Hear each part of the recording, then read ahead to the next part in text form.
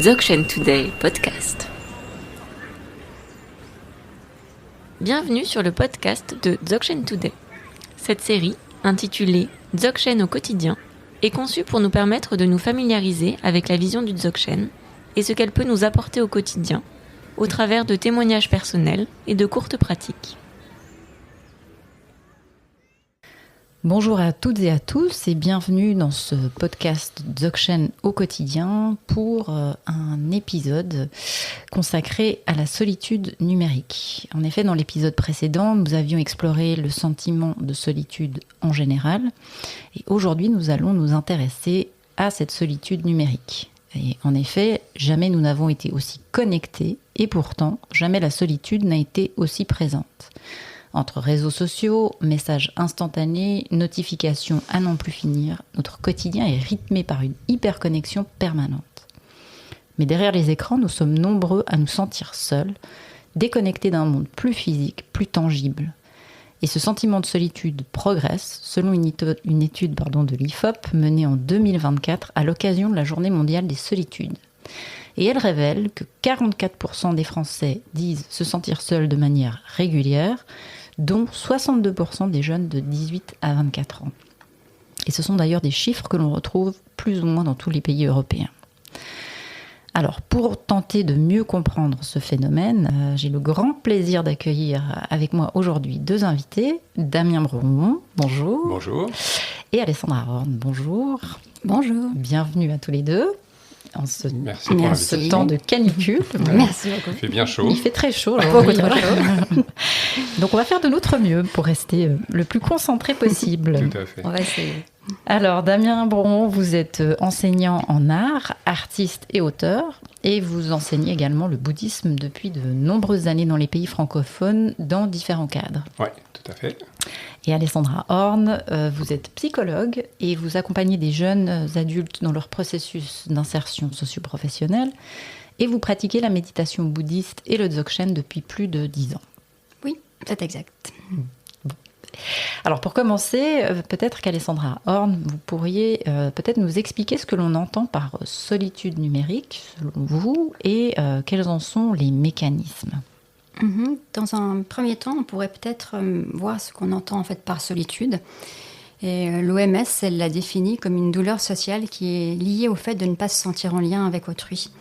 Le mot ici, douleur, est important parce qu'effectivement, il y a des solitudes qui sont dites subies et d'autres choisies. Et la solitude numérique, en fait, dont on parle aujourd'hui, est une solitude qui est plutôt subie. En fait, il y a plusieurs manières de définir la solitude numérique, mais celle qu'on va aborder aujourd'hui, c'est plutôt un phénomène qui reflète un paradoxe. C'est celui de souffrir de solitude dans un monde, en fait, où on est ultra connecté ou soi-disant. On peut avoir l'impression d'être en lien avec beaucoup de gens, d'être relié à des communautés, mais au milieu de ça, malgré tout, les gens ressentent quand même de la solitude et se sentent isolés socialement. Et c'est vécu en général comme négatif ou désagréable. Donc malgré le fait d'être justement connecté et avoir l'impression d'être en lien, finalement, Exactement. La personne se sent seule. Oui, d'où le paradoxe, effectivement. Ouais. Et tout à l'heure, vous avez nommé donc, des études qui montrent un petit l'ampleur en fait, de la problématique. Et en réponse à cela, l'OMS elle a même créé en fait, une commission pour favoriser le lien social, parce qu'elle considère en fait, que la solitude est maintenant une menace pour la santé. Il a effectivement été constaté en fait, que si les gens n'avaient pas assez de liens sociaux, elles étaient en fait davantage exposées à des risques d'anxiété, de démence, de dépression ou même de risques de décès précoce. Donc on voit que la solitude, lorsqu'elle est subie, en fait, elle a de multiples conséquences qui peuvent être néfastes et pour la santé physique et pour la santé psychique. C'est bien que vous le rappeliez parce qu'on l'avait déjà un petit peu abordé dans l'épisode précédent. Et là où ça vaut la peine en fait de se pencher un peu sur la solitude numérique, c'est parce qu'il a été établi en fait comme l'a dit en fait l'étude que vous avez citée tout à l'heure dans l'IFOP, c'est qu'une des premières tentatives de solution pour les personnes qui se sentent seules, c'est d'aller sur les réseaux sociaux. Et là, on se trouve vraiment devant finalement un dilemme parce que beaucoup d'individus expérimentent une solitude et ce régulièrement. Et leur réponse à cela, c'est d'aller sur les réseaux sociaux. Mais en fait, le risque avec ça, c'est finalement de se trouver dans un système, d'être enfermé dans un système où c'est comme coincé en fait finalement. Et ce qu'on peut voir aussi, c'est que le mécanisme qui est en jeu ici, c'est que le fait de répondre à la solitude en allant sur les réseaux, dans un premier temps, donne vraiment ce sentiment qu'on a une réponse en fait satisfaisante. On a comme un nouvel élan, les gens se sentent bien, en lien avec beaucoup d'individus. On a vraiment cette impression d'être en lien. Et il y a comme une lune de miel au début. C'est toute cette nouveauté-là. Mais au final, après un certain temps, on se rend bien compte que le caractère virtuel de ces contacts et cet aspect aussi qui est très diffus des échanges où il y a beaucoup d'intervenants ou de beaucoup de personnes qui communiquent sur les réseaux, mais en fait, on n'est pas vraiment en lien avec les gens. On a finalement une lassitude qui s'installe et comme une habitude qui s'est installée dans laquelle on se coince. Et un des écueils de ce système d'aller sur les réseaux sociaux, alors qu'on est déjà dans ce sentiment un peu de solitude, c'est qu'on devient de moins en moins habile en fait, dans les relations sociales. Et le problème, c'est qu'en réponse à ça, on va sur les réseaux sociaux, donc on se retrouve comme coincé dans une boucle où on est pris et on est coincé dans ce système. Donc ça, c'est vraiment la problématique de cette situation. Mmh. Alors, Damien Bromont, est-ce que vous pourriez nous apporter peut-être un éclairage par rapport à la tradition du Dzogchen ? Parce que bien que millénaire, la tradition du Dzogchen semble pouvoir apporter un éclairage très actuel sur ce phénomène contemporain. Que pourriez-vous nous dire à ce propos ? Ce qu'on pourrait dire, c'est que celles et ceux qui conçoivent ces systèmes, ces réseaux sociaux, ces applications, etc., comprennent très bien le fonctionnement de l'esprit ordinaire, tel que le décrit la tradition du Dzogchen. Mm-hmm. C'est-à-dire que Sem, l'esprit ordinaire, lorsqu'il manque la reconnaissance de sa nature véritable, qui est vide et lumineuse, qu'on appelle l'évidence primordiale, Rigpa, lorsqu'il manque cette reconnaissance, cette compréhension profonde et réelle de ce qu'il est, eh bien à ce moment-là, comme il est défini par la capacité à connaître, il va connaître, mais sur un mode duel. C'est-à-dire qu'il va connaître des objets de connaissance qu'il projette pour confirmer l'idée qu'il se fait de soi. Dans ce cadre-là, par exemple, pour me sentir moi, tel que je me définis, j'ai besoin qu'il y ait autrui. Mmh. Autrui est celui qui m'aide à me définir. Ce serait mon témoin de référence. Voilà, S'il n'y a pas autrui, je ne peux pas me définir. Je ne peux pas me définir. J'ai besoin des autres, j'ai besoin d'amis, j'ai besoin d'ennemis, j'ai besoin de figures de référence. J'ai absolument besoin de ça. Et ça me permet de me construire. Je crois d'ailleurs qu'on utilise dans la tradition une image comme le miroir. Sans miroir, on ne connaît jamais son propre visage. Exactement. On pourrait utiliser ce parallèle un peu ? Oui, exactement. C'est toujours un mode de connaissance qui est duel, qui est projeté. Et dans ce cadre-là, l'esprit ordinaire ne vit que dans une sphère qu'il ne cesse de se construire, qui est donc artificielle, qui est donc illusoire. Et précisément parce qu'elle est artificielle et illusoire, elle demande beaucoup d'efforts pour voir confirmer ce qu'on croit déjà. Hein. J'ai besoin que mon ami soit amical, j'ai besoin que mon ennemi soit une personne détestable. Voilà, et donc je vais, sans véritablement m'en rendre compte, essayer de voir se confirmer ces projections que j'ai, parce que ça me permet de me définir. Voilà ce que dit très vite la tradition sur le fonctionnement de l'esprit ordinaire. Or justement, dans les réseaux sociaux, les algorithmes vont faire en sorte que l'image qu'on a de soi, que nos croyances soient sans cesse confirmées. Par exemple, si je pense que la Terre est plate, eh bien, je vais avoir, comme par hasard, plein d'informations, plein d'amis de plein de réseaux sociaux qui vont venir confirmer que la Terre est plate. Et on va se sentir de plus en plus fort là-dedans et avoir toutes sortes de confirmations que oui, les choses en sont ainsi. Si je regarde une vidéo sur un kangourou qui fait de la boxe, eh bien, je vais avoir des contenus orientés vers l'Australie, les kangourous, les bagarres, etc. Et les boomerangs. Et les boomerangs, et les ornithorynques, enfin voilà, il va y avoir toute une sphère de réalité qui va se construire autour de cette proposition. Voilà, vous pouvez faire l'expérience d'ailleurs, commencer à vous intéresser à quelque chose qui vous intéresse pas a priori, et vous allez voir, vous allez avoir comme par hasard plein d'informations là-dessus. C'est une sorte de test. Et ça, c'est comme ça que fonctionne l'esprit ordinaire. Et là-dedans, il y a une immense solitude. Si autrui n'est autrui que par rapport à moi, il n'a pas de réelle existence. En fait, c'est une figure. C'est une figure complètement égotique. Et de même, les amis que j'ai sur les différents réseaux sociaux, ils sont aussi complètement illusoires. Donc, au fond de tout ça, au fond de cette logique, il y a une profonde solitude. on n'a jamais affaire vraiment à autrui, on n'a jamais vraiment affaire au monde, mais on a toujours affaire à un autrui pour moi, un monde pour moi, etc., etc. Donc c'est fascinant de voir comment les développeurs de tous ces systèmes ont une compréhension très profonde, finalement, intuitive, de ces effets, comme vous disiez Alexandra, de ces effets de boucle. C'est-à-dire qu'on va toujours revenir sans cesse au même point. Et dans ce processus, avoir l'impression d'avoir affaire à une réalité solide, substantielle. Et en fait, non seulement elle est illusoire, mais en plus, on est complètement seul dedans. Donc on peut tout à fait faire, ce que vous venez de faire d'ailleurs, ce parallèle entre ce phénomène d'algorithme qui nous enferme dans une boucle et le phénomène de nos habitudes mentales, par exemple, ou de nos habitudes qui nous enferment, selon la vision peut-être plus bouddhiste de Dzogchen, qui nous enferment toujours dans les mêmes formes dans des bulles, de comportement, de pensée, d'habitude, donc des bulles. C'est ça, c'est des bulles, c'est-à-dire on construit la réalité mais sans le savoir, et on croit découvrir cette réalité qu'on a construite hors de nous, extérieure à nous, alors qu'en fait on ne fait qu'évoluer au sein de notre bulle. Et là-dedans, il y a une énorme solitude. C'est certain. Et il est certain que les dispositifs qui existent à notre époque, en un sens, n'inventent rien de nouveau, mais en un autre sens, renforcent des tendances humaines fondamentales. Et quelque part, elles nous coupent des possibilités de nous en libérer. Elle continue à nous enchaîner, on pourrait dire. Exactement. Elle renforce les chaînes. Alors, on pourrait après imaginer, peut-être ça viendra plus tard, des façons de se défaire de ça.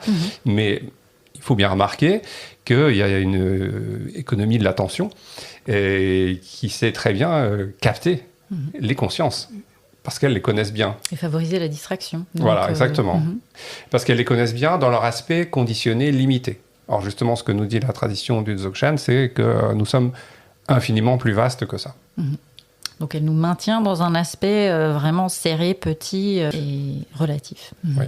Très bien, merci Damien. Est-ce que, Alessandra, en termes de pratique professionnelle, vous en tant que coach, quels sont les effets de la solitude numérique que vous pouvez remarquer ou observer chez les personnes que vous accompagnez ? Alors, comme vous l'avez dit tout à l'heure, j'accompagne pas mal de personnes et principalement en fait des jeunes. Et ce phénomène-là, en fait, de solitude numérique, je trouve qu'il est beaucoup plus marquant chez les jeunes, en fait, aujourd'hui. Donc, il est indéniable que la consommation du numérique a augmenté de manière drastique dans notre jeunesse. Donc, il y a beaucoup plus de gens qui vont maintenant sur les réseaux sociaux. Et on le voit très bien dans la rue, tous ces jeunes qui sont sur leur écran, dans le bus, dans le train, on est tout le temps connectés. Le fait d'avoir en fait principalement des interactions virtuelles a un impact en fait à plusieurs niveaux, et ça c'est quelque chose que je peux vraiment voir dans mon travail parce qu'on rencontre tous ces jeunes. Ce qu'on observe en fait, c'est une perte de capacité à se mettre en lien naturellement avec autrui.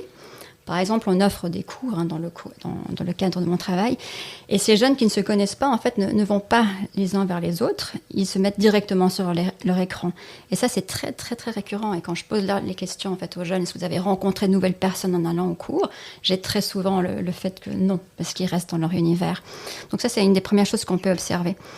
Donc, si on va moins vers les autres, évidemment, on est moins à l'aise socialement. Donc, ce qu'on constate aussi, c'est que les jeunes sont plus méfiants. Ça, c'est clair et net qu'on voit aussi que les gens et les jeunes sont plus anxieux. Ils ont cette tendance, en fait, à tourner un peu dans leur propre boucle, puisqu'ils sont seuls face à eux-mêmes et moins en interaction. On a l'impression qu'ils sont vraiment dans leur propre univers. Ce qu'on observe aussi, en fait, c'est que ces échanges en ligne ont cette caractéristique d'être asynchrones. Qu'est-ce que ça signifie ? Ça veut dire que quand on communique avec quelqu'un en ligne, très souvent la personne ne répond pas directement, donc après coup, donc il y a un décalage. Il y a peut-être une incompréhension du message qui a voulu être donné, celui qui est reçu. Donc il y a une espèce de confusion aussi qui prend place en fait. Et ça fait que, et ça surtout chez les jeunes, du coup ils ont de la peine à se situer. Et ils ont de la peine aussi à faire confiance. Donc ça entraîne de la méfiance justement un peu plus ? Clairement de la méfiance, ouais. D'où le fait, par exemple, quand ils vont au cours, ils restent dans leur coin.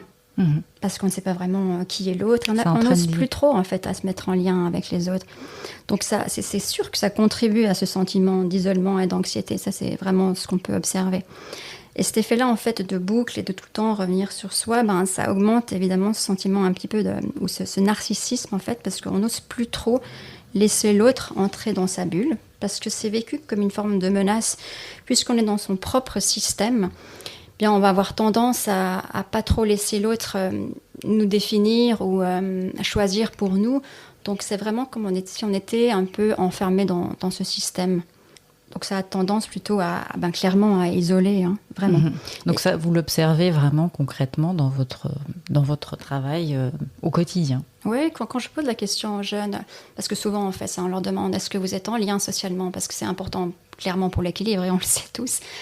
Souvent, j'ai des jeunes qui me disent je ne sors pas, non, je n'ai presque ou quasi pas d'amis.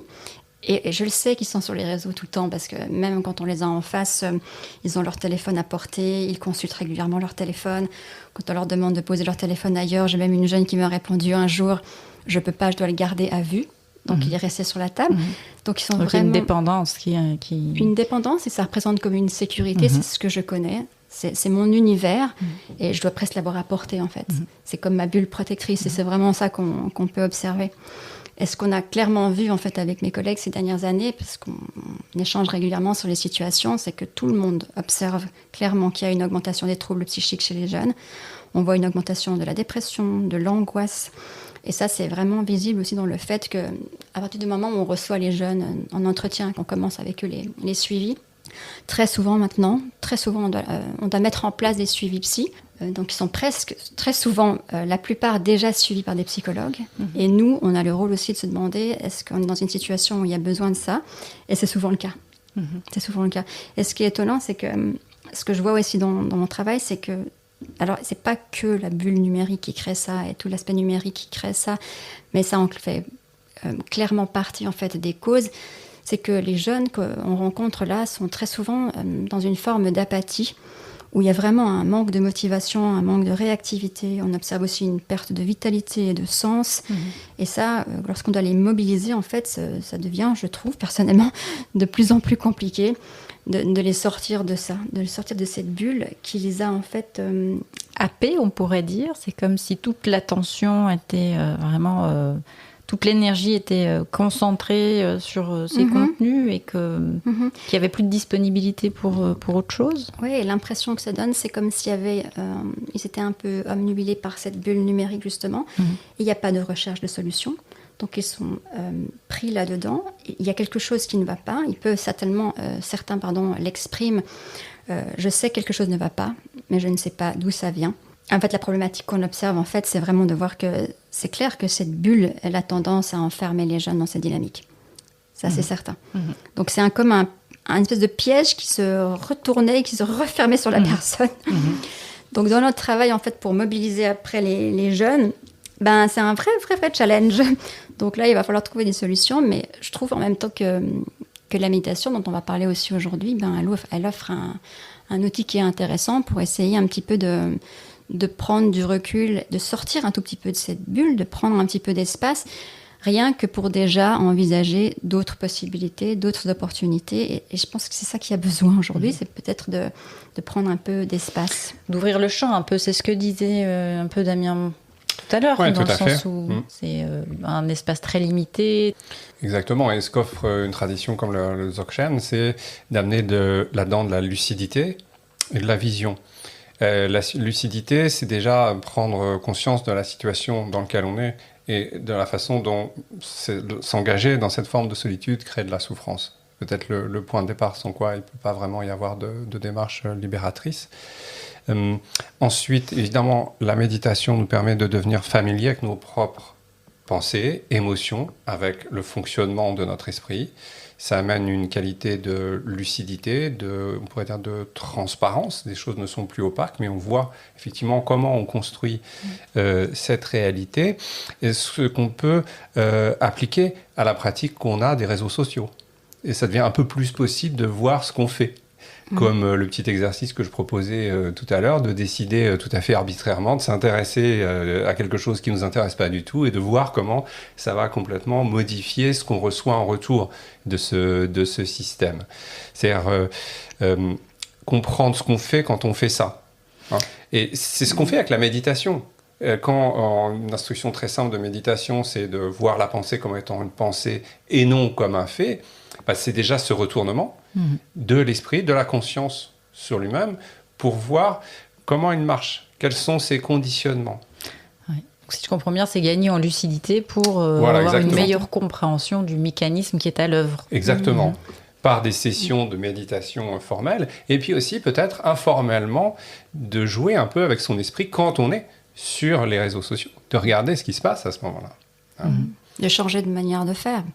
On reviendra toujours à cette image de la boucle. Le simple fait, en fait, d'amener quelque chose de différent, de faire à un moment donné quelque chose de différent, permet peut-être de casser un petit peu cette boucle-là. Cette habitude. Oui, exactement, pour qu'il y ait un nouvel input, comme on dit, qui vient changer un peu la donne. Donc, en premier, développer un peu plus de lucidité sur sa condition Exactement. de prisonnier, on pourrait dire. Exactement. Mais comme c'est souvent dit, le moment où on réalise qu'on est un prisonnier, on est déjà beaucoup plus libre. Oui, Exact. Voilà. Bonne image. Qui dit Bonne ça image. Il y a toutes sortes de Nous, ça traditions, va pas. D'accord. même pas forcément spirituelles d'ailleurs, politiques aussi. Oui. Mais on va pas aller dans ce Non, domaine. non, pas sur ça.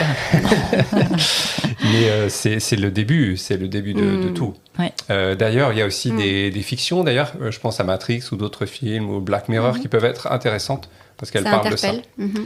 Et aussi, il y a l'aspect de la vision de comprendre qu'on est plus vaste que ce conditionnement. Oui, voilà, C'est-à-dire, il y a d'une part la lucidité, voir le conditionnement, et puis ce qu'on pourrait appeler dans le Dzogchen la vision, voir que notre esprit a une nature qui est infiniment plus vaste que ça, et qui est libre, sans condition, et qui est sans cesse là. Donc là, ce serait aussi un autre aspect qui permettrait de sortir de ces effets de boucle, de ce narcissisme, de cette réalité complètement égotique et illusoire dont on a parlé. Voilà, ce serait un autre élément. Voilà, on retrouve quelque chose de vaste que peut-être on croyait trouver dans Internet. Et alors, au final, pour conclure peut-être, est-ce que cet aspect vaste pourrait modifier la perception qu'on pourrait avoir de nos sentiments de solitude ? Ben, bien sûr. Et est-ce que vous en avez rapidement, parce qu'il ne me reste que 2 minutes, mais peut-être un témoignage plus qu'une expérience. Je dirais que le simple fait de prendre un petit peu d'espace et déjà de faire un travail qui a un impact sur le mental et donc le calme offre justement cette possibilité de moins être victime de tous ces mouvements extérieurs. On a très souvent tendance à être défini par tout ce qui se passe à l'extérieur, de vraiment se définir soi-même par les événements. Et en fait, la méditation, elle offre cette possibilité de moins être impacté par ça. Parce qu'il y a comme un retournement sur soi, il y a un apaisement qui se fait, donc les phénomènes extérieurs n'ont plus le même impact. Et c'est clair, hein, le fait que ça n'a plus le même impact, il y a un apaisement qui a lieu, donc ça vous apaise déjà vous-même. Mais ensuite, évidemment, que ça va aussi avoir un impact dans vos relations sociales, elles seront plus détendues. Comme il y a beaucoup moins d'attentes en fait, par rapport à ce qui est dans vos interactions et tout ça, il y a vraiment un apaisement qui se passe et ça facilite en fait. Ça facilite déjà pour vous-même en tant que personne, mais dans vos relations. Donc il y a aussi une ouverture qui se crée dans l'échange et on peut être plus facilement en lien avec autrui. Vous parliez de cette méfiance tout à l'heure, donc peut-être plus ouvert avec moins d'appréhension. J'ai souvent vu ça, c'est-à-dire que si on reste dans la vision de l'esprit ordinaire, tout est là autour du moi. Et par exemple, des gens qu'on connaît depuis toujours, comme ses parents, frères et sœurs, ils ont un rôle bien fini, bien défini. Mais avec cette vision dont on parlait tout à l'heure, cette vision de l'évidence primordiale, on peut rencontrer quelqu'un qu'on connaît depuis toujours pour la première fois. Ça m'est souvent arrivé avec mes proches. Alors ça, c'est une très belle conclusion, je trouve, pour ce podcast lié à la solitude numérique. Merci beaucoup, Damien Vromont. Merci beaucoup, Alessandra Horde. Merci à vous. C'était un plaisir de vous recevoir. Plaisir partagé. Et puis, je propose à nos auditeurs de ne pas manquer notre prochain épisode qui sera consacré cette fois-ci à la solitude heureuse. Voilà, merci beaucoup. Merci. À bientôt. Merci à vous. À bientôt. Au revoir.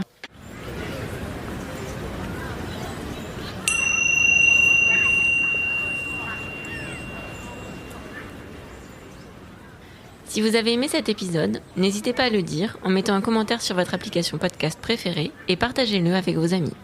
Nous serions ravis de recevoir vos retours à l'adresse podcast@dzogchentoday.org.